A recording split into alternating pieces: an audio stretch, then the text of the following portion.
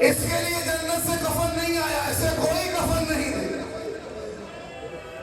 عزیزان محترم، اس قدر مظلوم ہے امام حسن کہ 2 کفن آئے ہیں ان کے،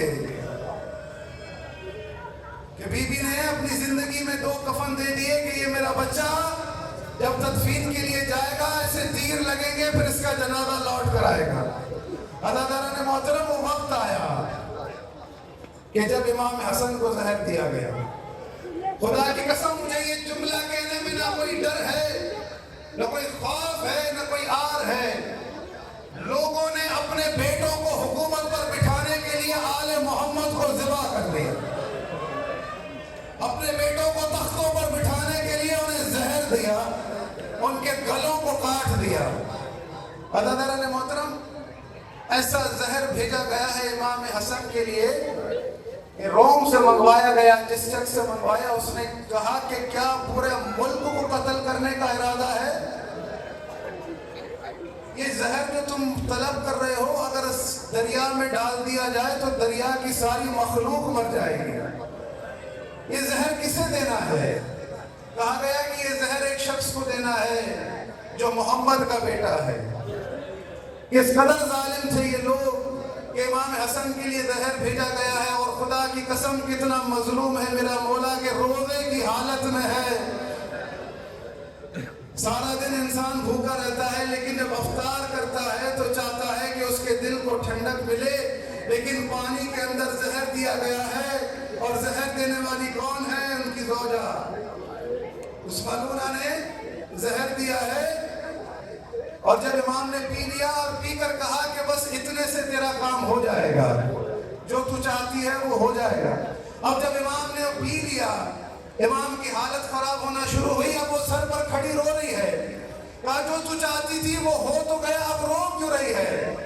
کہا ابھی بی بی زینب آئیں گی، ام کلثوم آئیں گی، آپ سے پوچھیں گی، آپ میرا نام لیں گے۔ ہائے میرا کریم امام جو اپنے قاتل سے بھی کہہ رہا ہے کہ ہاں تجھے اگر جانا ہے تو پچھلا دروازہ کھلا ہے، چلی جا، لیکن اس بات کو یاد رکھیو جو تو چاہتی ہے وہ تجھے ملے گا نہیں۔ نہ تیری شادی عزیز سے ہوگی، نہ جو تجھے پیسہ ملے گا تیری بیماری پر خرچ ہو جائے گا، ایک دن تو پاگل ہو کے مرے گی۔ اللہ تعالیٰ نے محترم امام حسن نے اپنے بھائی حسین کو بلایا ہے۔ امام حسین آئے، امام کی حالت دیکھیے، میرے بھائی آپ کی یہ کیا حالت ہے؟ بھائی حسین مجھے زہر دے دیا گیا ہے۔ اللہ تعالیٰ نے محترم پہلے امام بیٹھ نہیں پا رہے تھے، پھر ایک وقت آیا کہ امام سو نہیں پا رہے تھے، پھر ایک وقت آیا کہ امام کلام نہیں کر پا رہے تھے، کیونکہ جگر باہر آنا چاہ رہا تھا۔ امام نے تشت منگوایا، امام نے کہا کہ جگر ٹکڑے ہو کر باہر آیا، لیکن جب یہ جگر ٹکڑے ہو کر باہر آیا اب امام بول پا رہے تھے۔ امام حسین سے کہا کہ بھائی حسین یہ تشت چھپا دو۔ جب امام نے سنا کہ بی بی زینب و ام کلثوم آنے والی ہے، امام حسین سے کہا کہ بھائی حسین اس تشت کو چھپا دو، ابھی زینب آئے گی، وہ میرے جگر کے ٹکڑے دیکھ نہیں پائے گی۔ میرے مولا آپ یہ چاہ رہے ہیں کہ زینب آپ کے جگر کے ٹکڑے نہ دیکھے، لیکن ہائے کربلا، ہائے زندان، جب زینب نے حسین کو ذبح ہوتے دیکھا، جب زینب نے عباس کے بازو قلم ہوتے دیکھے۔ عزیزان محترم، بی بی زینب آئی ہے، گریہ کر رہی ہے، کس نے میرے بھائی کو زہر دیا ہے؟ میرے بھائی آپ کا یہ کیا حال ہے؟ یہاں سب موجود ہیں، امام کے بھائی بھی پہنچ گئے ہیں۔ حضرت قاسم چھوٹے ہیں، بچے ہیں، آ کر اپنے بابا کے سینے پر لیٹ گئے ہیں، تو بی بی آئی ہیں، چاہا کہ بچے کو ہٹائیں، بچہ ہے، کہا اسے مت ہٹاؤ، میرے سینے پر سونے دو اسے، یہ میرے دل کا سکون ہے، میں اسے اپنے حسین کا مددگار بناؤں گا، مجھے اس کے ساتھ باتیں کرنی ہے۔ عزیزان محترم، امام حسن نے حضرت قاسم کو وصیتیں کی ہیں، امام قاسم سے باتیں کی ہیں۔ آپ سنتے ہیں کہ امام حسن اور امام حسین ہر فضیلت میں شریک ہیں۔ اگر امام حسین جنت کے جوانوں کے سردار ہیں تو امام حسن بھی جنت کے جوانوں کے سردار ہیں، ہر فضیلت میں امام حسین کے ساتھ شریک ہیں۔ امام حسین کے بھی امام حسن امام ہیں، لیکن عزیزان محترم کربلا کے میدان میں فقط 2 لاشیں پامال ہوئے تھے، ایک لاشا تھا حسین کا، دوسرا لاشا تھا حسن کے قاسم کا، یعنی کربلا کے اندر بھی امام حسن